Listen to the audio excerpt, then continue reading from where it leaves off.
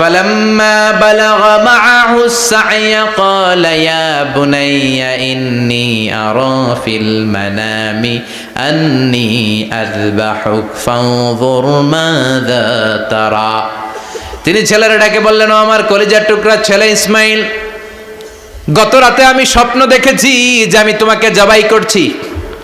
ফাংদুর মাযা তারা, তোমার অভিমত কি, অপিনিয়ন কি জানাও। সুবহানাল্লাহ বলেন।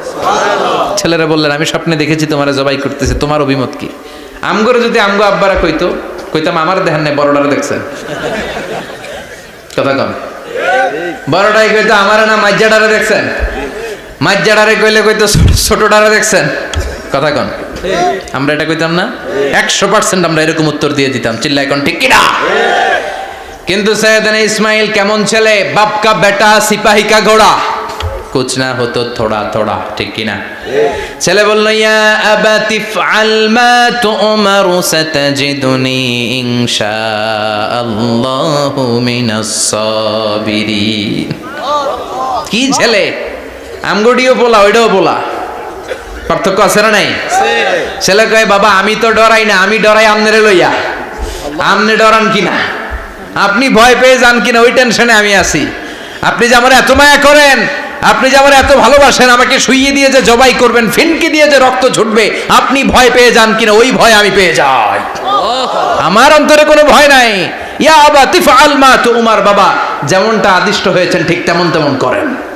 সাতাজিদুনি ইনশাআল্লাহু মিনাস সাবিরিন, ইনশাআল্লাহ আপনি আমারে ধৈর্যশীল পাবেন। সুবহানাল্লাহ। এরকম ছেলে আমাদের ঘরে ঘরে থাকার দরকার আছে না নাই? তার মানে বাপ বেটা কি ডায়ালগ মারছে কোরআনে তুলে দিল কে? আল্লাহ। আবার সৈয়দনা ইব্রাহিম এলাকার লোকদের সাথে কি কি ডায়ালগ মারলেন সেটাও কোরআনে আছে না নাই? আছে। তিনি বললেন, মা হাযিহি তামাসিলুল্লাতী আনতুম লাহা আকিফুন। ও এলাকার লোকেরা, নিজের হাতে মূর্তি বানিয়ে মাথাটাকে নিচু করে ওম নমো ভগবতী কেন পড়ো? কেন কেন? ক্বালু ওয়াজাদনা আবাআনা লাহা আবিদিন। দেখেন কনভারসেশন কি এক পক্ষের হয়? কথোপকথন করতে হলে কয় পক্ষ লাগে? উনি বললেন, এই মূর্তিগুলোর সামনে তোরা মাথা নত করে দাঁড়িয়ে থাকিস কেন? তারা বলল, ওয়াজাদনা আবাআনা লাহা আবিদিন, আমরা আমাদের বাপ দাদাদেরকে দেখছি এরকম করতে, এজন্য আমরাও করি।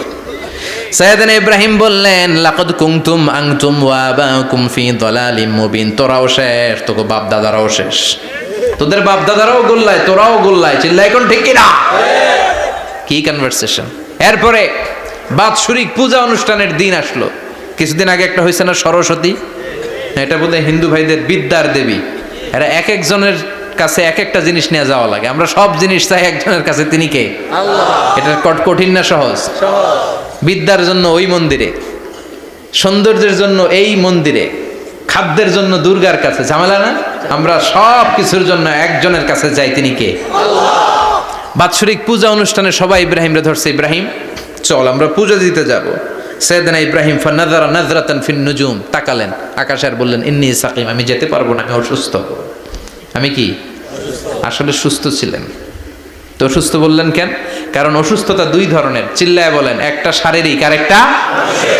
সাইয়েদনা ইব্রাহিম মানসিকভাবে প্রচন্ড বিপর্যস্ত ছিলেন, অসুস্থ ছিলেন। এর কারণ গোটা উম্মত মূর্তির পূজা করে, এই দৃশ্য দেখে কোনো নবী মানসিকভাবে সুস্থ থাকতে পারে না। উনি বললেন, আমি অসুস্থ, তোমরা যাও। সবাই বলল, ঠিক আছে আমরা যাই। ইব্রাহিম তুই আমাদের ঘরের মূর্তিগুলারে পাহারা দে। মূর্তি পাহারাদার একজন ভালো লোক পাওয়া গেছে। মূর্তি পাহারা দেওয়ার জন্য ভালো একজন পাহারাদার পাওয়া গেছে, নাম? কথা কন, কথা বুঝতে কষ্ট হচ্ছে মনে হয়। মূর্তি পাহারা দেওয়ার জন্য কারে পাওয়া গেছে? সাইয়েদনা ইব্রাহিম কয়, ঠিক আছে আজকে পাহারা দিমু, জন্মের পাহারা। যা তোরা দিতাছি, পাহারা দিতেছি, যা। এইবার সাইয়েদনা ইব্রাহিম মূর্তির ঘরে ঢুকলেন। দেখেন কি সুন্দর কথোপকথন আল্লাহ তুলে ধরলেন। আল্লাহু আকবার। মূর্তির ঘরে, দেবীর ঘরে ঢুকে উনি ঘুরে ঘুরে তাকায়, দেখে একটা এমনি হা করে, আরেকটা ব্যা করে, এরকম 14-15টা হাত নিয়ে তাকায় আছে। উনি সবগুলার সামনে এভাবে তাকায় আছে, দেখে এক একটা এক এক চেহারার, একটা হাতির গণেশ স্টাইলের, আরেকটা এরকম, আরেকটা নারীর, আরেকটা বাঘের, আরেকটা তলোয়ার নিয়ে আইতাছি কোপায় ফেলাবো। আছে না নাই? সবগুলোর সামনে যায়, যে যে দেখে আর অবাক হয়, কত ধরনের খোদার কাছে এরা কত কিছু চায়।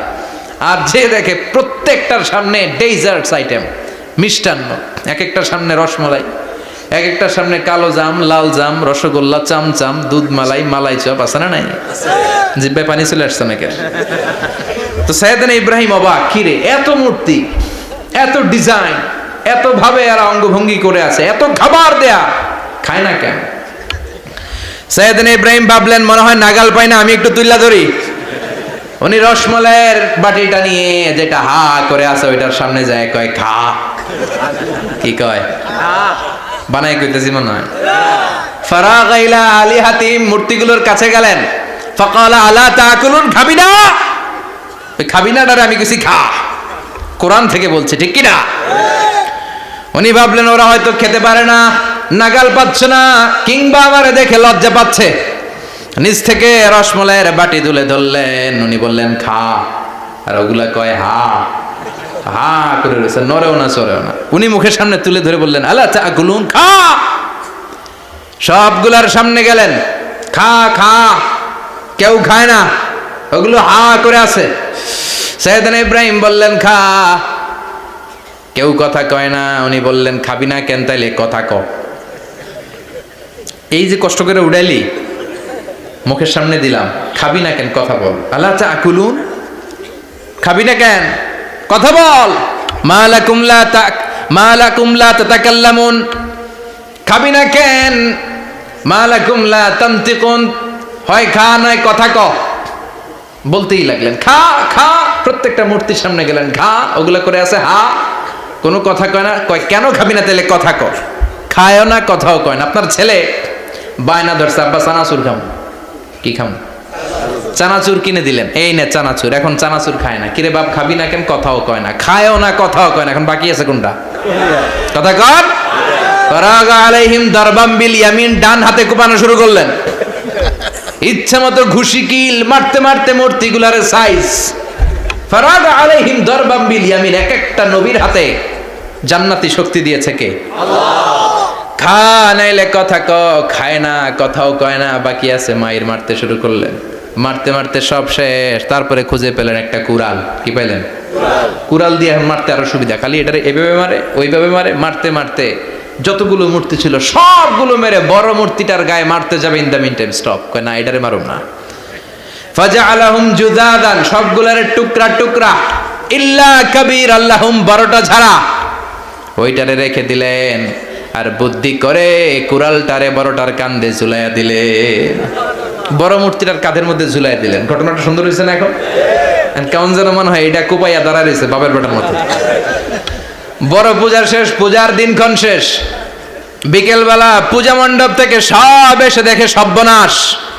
পাহারাদার ইব্রাহিম কই, আনতা ফাআলতা হাযা বিআলিহাতিনা ইয়া ইব্রাহিম। ইব্রাহিম সর্বনাশ কে কইছে? তুই কইছত নি? কই আইনো, বড়টাই কইছে, ওইটারে জিজ্ঞেস করো। বাল ফাআলাহু কাবীরুহুম হাযা ফাসআলুহুম ইন কানু ইয়ানতিকুন, কোরআন থেকে বলছি, আমি করি নাই। ওই দেখ কুড়ালটা কার কান্দে? বড়টার কান্দে, ওইটারে জিগা। সবাইকে খাইছে। সবাই বলে ইব্রাহিম তুমি কি জানো না এগুলো কথা বলে না? সাইয়েদনা ইব্রাহিম বলে যে এটা কথা কয় না, ওইটার পূজা করস কেন? যেটা কথা বলে না, যেটা নিজেরাই নিজেদেরকে মায়ের থেকে বাঁচাতে পারে না, নিজেরাই নিজেদেরকে রক্ষা করতে পারে না, তোরে কিভাবে রক্ষা করবে? এগুলোর পূজা কেন করিস? ফাবুহিতাল্লাযী কাফার, কারো কোনো জবাব নাই, লা জবাব।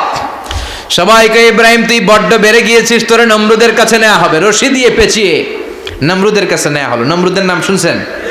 শোনেন নাই বোধহয়? শোনেন নাই? পৃথিবীতে 4 জন বাদশা ছিল, যারা গোটা বিশ্বের বাদশা। গোটা বিশ্বের 2 জন কাফের, 2 জন মুমিন। মুসলমানের একজন হচ্ছে জুলকারনাইন, আরেকজন হচ্ছে সাইয়েদনা সুলাইমান। কাফেরের একজন হচ্ছে বখতনাসার, আরেকজন হচ্ছে নমরুদ। এই নমরুদের কাছে নিয়ে যাওয়া হলো রশি দিয়ে বেঁধে।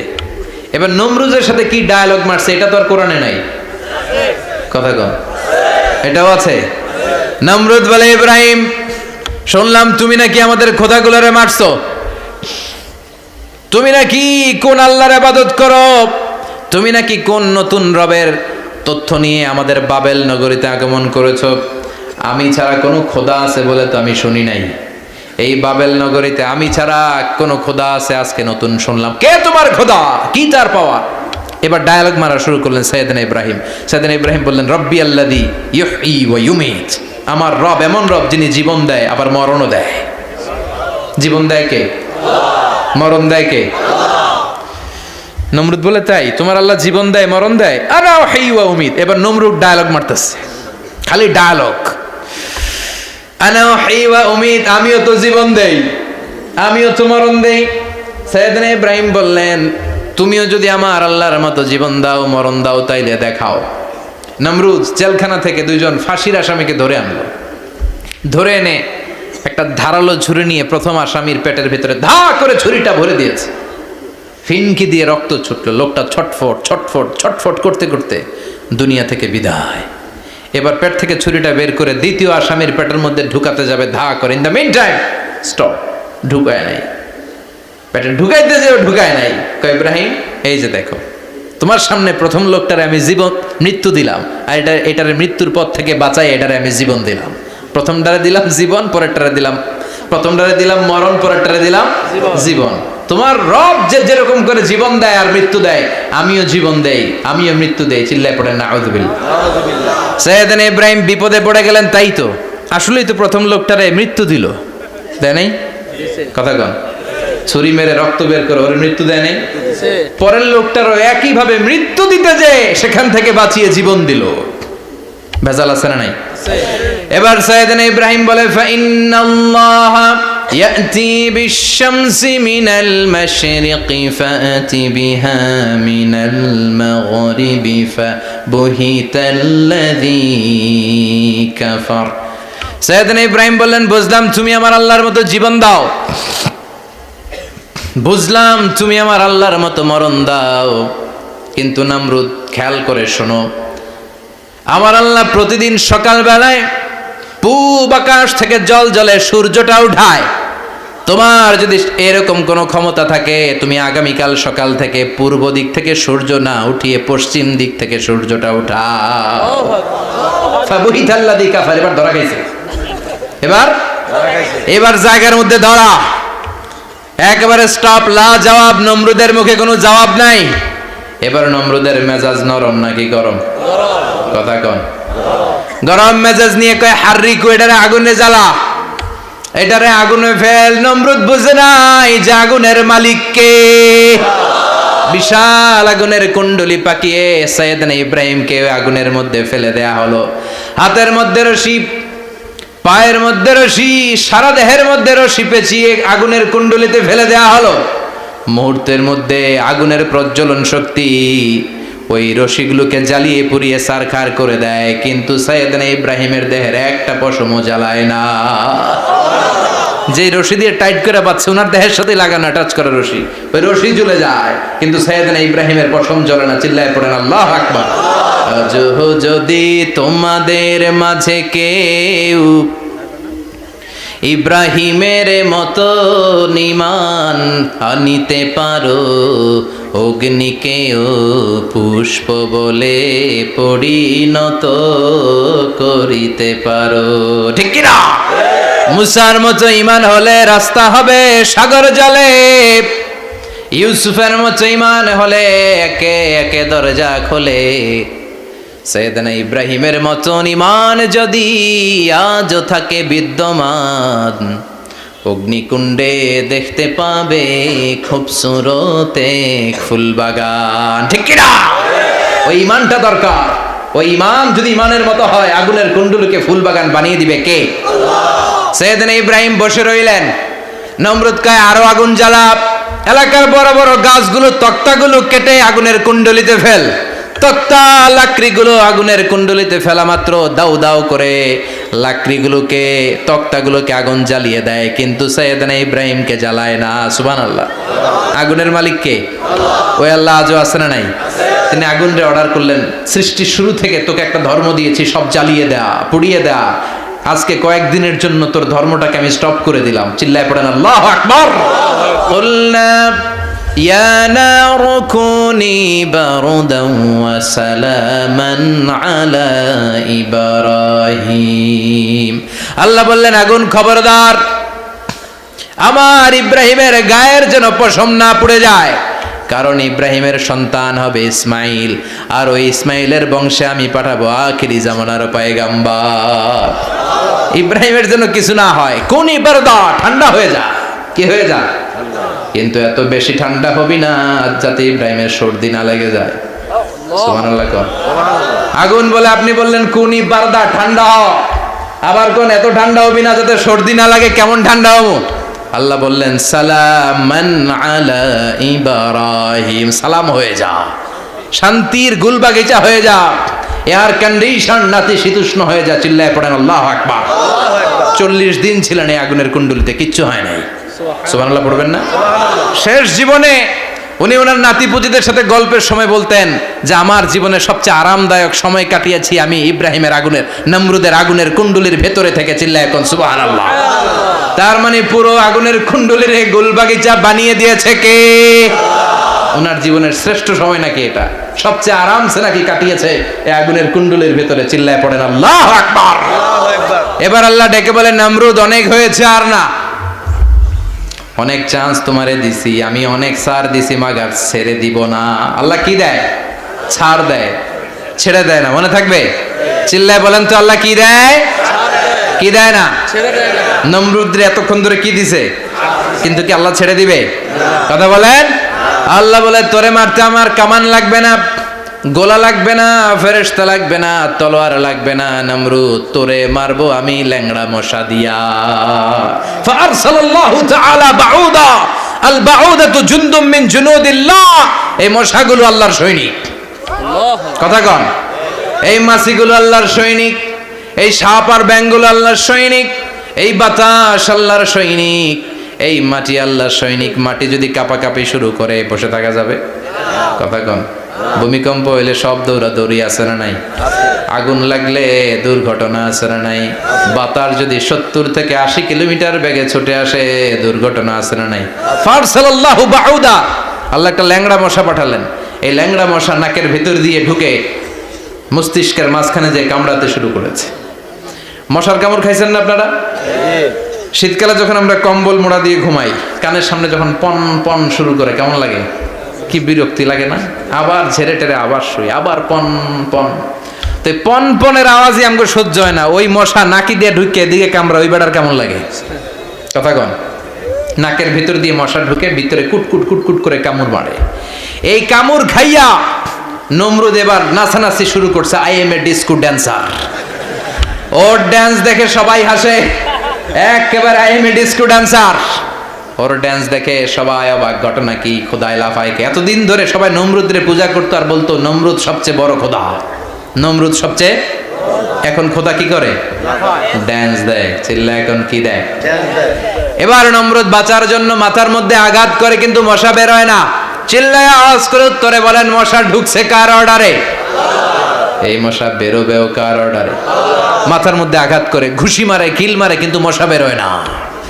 এবার আশেপাশের যারা আছে খাদেম খুদ্দাম কয় তোরাও ঘুষি মার। খাদেম খুদ্দাম মনে মনে কয় আজীবন অনেক মারছস, আজকে আমরা মারুম। সুযোগ পায়া কিলের উপর কিল আর ঘুষি। আজীবন অনেক কাজ করাইছিস আমাদেরকে দিয়ে, অনেক জুলুম করেছিস, আজকে সুযোগ পেয়েছে মতো মাইরা লই। খাদেম খুদ্দাম ওরাও কিল ঘুষি।